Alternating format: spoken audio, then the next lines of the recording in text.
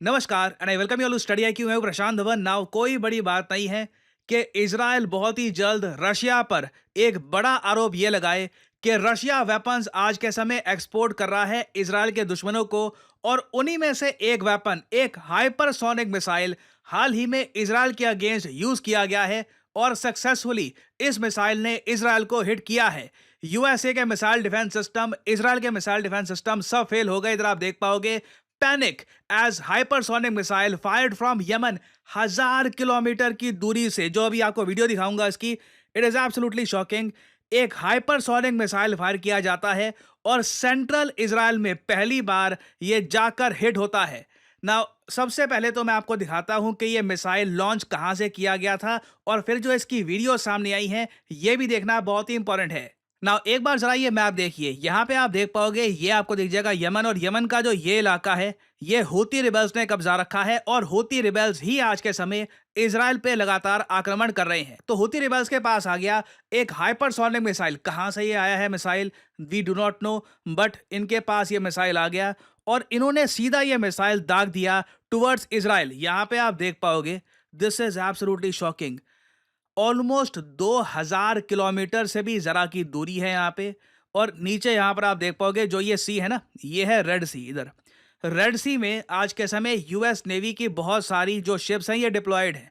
For example USS Murphy, USS Peterson, FS Paul, इन सब में मिसाइल डिफेंस सिस्टम लगे हुए हैं। इनका काम यही है कि कल को यमन से कोई अगर अटैक होता है इजराइल को, तो रास्ते में ही मिसाइल को ये डिस्ट्रॉय कर देंगे। इस पर्टिकुलर केस में हाइपरसोनिक मिसाइल की स्पीड इतनी थी कि यूएस भी कुछ नहीं कर पाया। इजराइल के जो मिसाइल डिफेंस सिस्टम थे, चाहे आयरन डोम हो या फिर एरो 3, सब फेल हो गए और फिर ये विजुअल्स हमारे सामने आए। ना इधर आप देख पाओगे इजराइल का एक बहुत ही इंपॉर्टेंट एयरपोर्ट है बेन गुरियन एयरपोर्ट, उसके बिल्कुल पास जाकर ये हाइपरसोनिक मिसाइल लगा है। Israelis are shocked. इनको उम्मीद नहीं थी, मुझको उम्मीद, किसी को उम्मीद नहीं थी। आप मुझसे अगर पूछते थे कि हूती रिबेल्स क्या एक हाइपरसोनिक मिसाइल लॉन्च कर देगा टुवर्ड्स इजराइल, पहला क्वेश्चन यही आता है कि उनके पास हाइपरसोनिक मिसाइल आएगा कहां से। बट सडनली हम देख रहे हैं कि जो एडवांस्ड वेपन्स हैं ये एक देश से दूसरे देश में भेजे जा रहे हैं and Israel is very much under fire. और ये आप देख पाओगे, ये जो हाइपरसोनिक मिसाइल है ये जब लॉन्च किया जा रहा था इसकी भी वीडियो हूती रिबेल्स ने करी है रिलीज। ये वो एग्जैक्ट वीडियो है जिसमें इन लोगों ने स्पेसिफिकेशन बताई है अपने हाइपरसोनिक मिसाइल्स की, ये किस स्पीड तक पहुंच सकता है और इसमें कितना इन्होंने वॉरहेड इंस्टॉल कर रखा है। और यहाँ पे आप देखोगे इस तरीके से ये इन्होंने लॉन्च कर दिया। This is really shocking. ये मैं आपको बता दूं,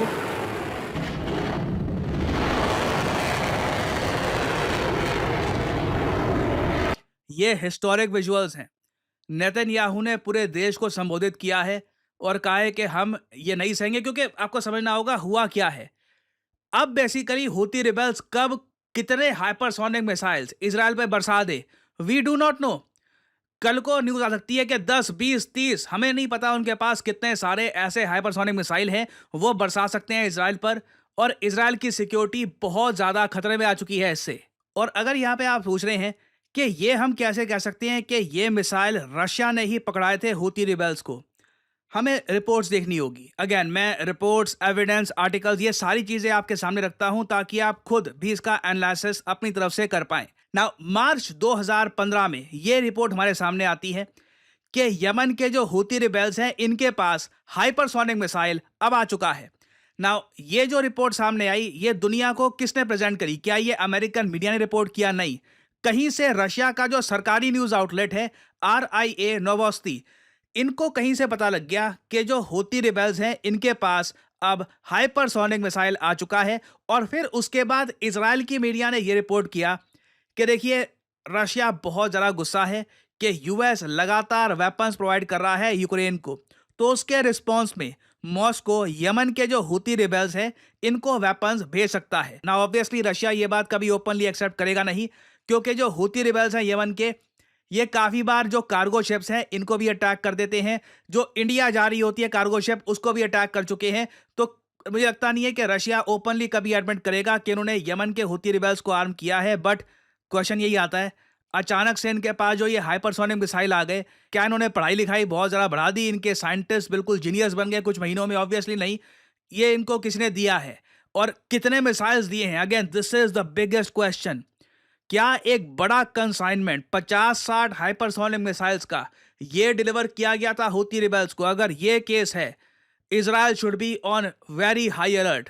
और अगर यहाँ पे आपका सवाल ये है कि हूती रिबेल्स ने इतना बड़ा अटैक इजराइल पे किया भी क्यों, याद रखिएगा आज से कुछ ही हफ्तों पहले इजराइल ने एक बहुत बड़ा आक्रमण किया था यमन के, एक्चुअली आज के समय जो हूती रिबेल का कब्जा हुआ जो इनका पोर्ट है होदाइदा पोर्ट पर, एक बहुत इंपॉर्टेंट पोर्ट था ये यमन का, इसको डिस्ट्रॉय कर दिया गया, कई लोग मारे गए यहाँ पर यमन के। और उसके बाद हूती रिबेल्स ने कहा था कि ये लोग इसका बदला लेंगे, तो अभी देखिए बदले निकाले जा रहे हैं। और एक न्यूज़ देखिए ये भी आ रही है कि इजराइल के नॉर्थ में जो लेबनान है ना, यहाँ पर भी हजारों की संख्या में धीरे धीरे हूती रिबेल्स इनको भेजा जा रहा है ताकि ये लैंड अटैक्स भी स्टार्ट कर दें अगेंस्ट इजराइल। कमिटमेंट देखिए इन लोगों की कमाल की है।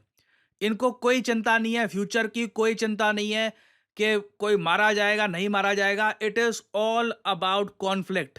कॉन्स्टेंटली कॉन्फ्लिक्ट को और जरा बढ़ाया जा रहा है and this is very worrying. मैं सरप्राइज नहीं होऊंगा कि Israel in the future Ukraine को बहुत सारे मिसाइल्स वेपन्स एक्सपोर्ट करना स्टार्ट कर दे और लिटरली इनको काफी बढ़ चढ़ के हेल्प करे अगेंस्ट रशिया। रशिया इजराइल के रिलेशंस मैं आपको साफ साफ बता देता हूं, आने वाले कुछ समय में बहुत ज्यादा खराब होने वाले हैं। मैं सरप्राइज नहीं होऊंगा अगर नेतन्याहू ओपनली व्लादिमीर पुतिन या फिर रशिया के बारे में एक बड़ी स्टेटमेंट भी देंगे आने वाले कुछ महीनों में। तो अभी बहुत कुछ होना है, कुछ मेजर डेवलपमेंट सामने आती है। I will make an updated video for you all. और फाइनली आपसे मैं यहाँ पे एक सवाल ही पूछूंगा। देखिए ब्रिक्स की जो नेशनल सिक्योरिटी एडवाइजर्स की मीटिंग है, NSA मीटिंग, जहाँ पे डोवाल साहब भी गए थे, आपको बताना है ये मीटिंग हाल ही में कहाँ पर हुई थी। ये है यहाँ पे आपकी ऑप्शंस, रशिया, चाइना, इंडिया या फिर UAE। कमेंट सेक्शन में करिए उत्तर। जो लोग सही आंसर देंगे उनकी कमेंट को मैं हार्ट दे दूंगा ताकि बाकी लोग समझ पाए कि सही उत्तर क्या है। मैंने इस टॉपिक पर एक अच्छी सी वीडियो भी बनाई थी, तो आपको पता होना चाहिए कि यहाँ पर सही आंसर क्या है। और फाइनली आप लोगों के लिए बहुत ही ज़्यादा महत्वपूर्ण जानकारी, आज रात 12 बजे स्टडी है क्योंकि मेगा सेल हो जाएगी खत्म। डबल वैलिडिटी के साथ आपको एक मेगा 69% का डिस्काउंट मिल रहा है। ये ऑफर आज रात 12 बजे के बाद समाप्त हो जाएगा।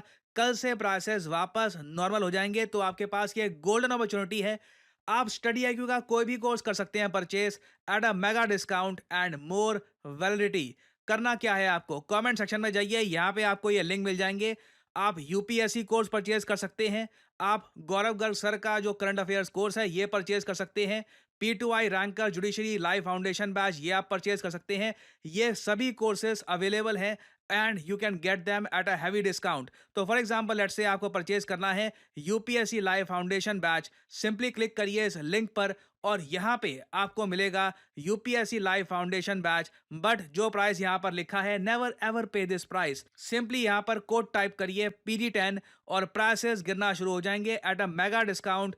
You will be able to save a lot of money. और याद रखिएगा 21,500 रुपए में आपका ये कोर्स 36 महीने तक चलेगा, क्योंकि अभी जो स्पेशल ऑफर चल रहा है इसमें वैलिडिटी आपकी डबल हो रही है। बाद में मैं आपको बता दूं 12 बजे के बाद, आज रात 12 बजे के बाद ये वैलिडिटी का ऑफर आपको नहीं दिखेगा। सो यूज करिए code PD10 and save your hard earned money. So इसी नोट के साथ ये है वीडियो का अंत। Thank you for listening and as I always say, may the gods watch over you.